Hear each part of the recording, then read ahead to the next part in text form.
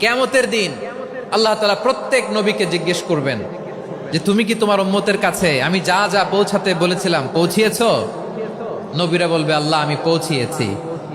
নবীদের কথা ঠিক কিনা সত্য কিনা এর সপক্ষে তখন বিশ্বনবী সাক্ষী দিবেন। সুবহানাল্লাহ পড়েন।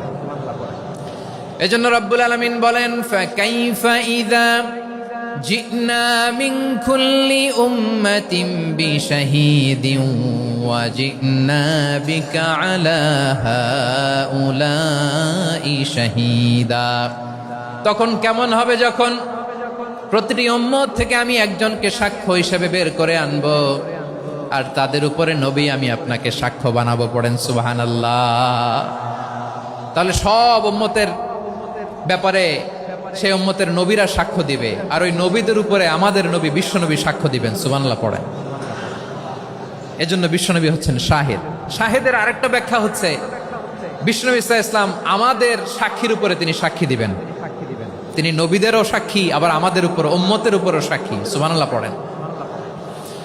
রব্বুল আলামিন বলেন وَكَذَلِكَ جَعَلْنَاكُمْ أُمَّةً وَسَطًا لِتَكُونُوا شُهَدَاءَ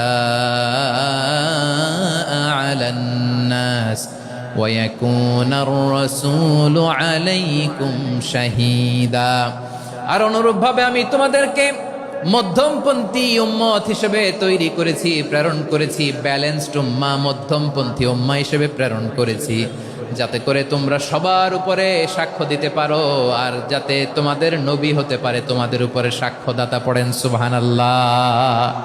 আমরা হচ্ছি ব্যালেন্সড উম্মাহ, আমরা সবার ব্যাপারে সাক্ষ্য দিব, আর আমাদের উপর সাক্ষ্য দিবে স্বয়ং বিশ্বনবী। সুবহানাল্লাহ পড়েন।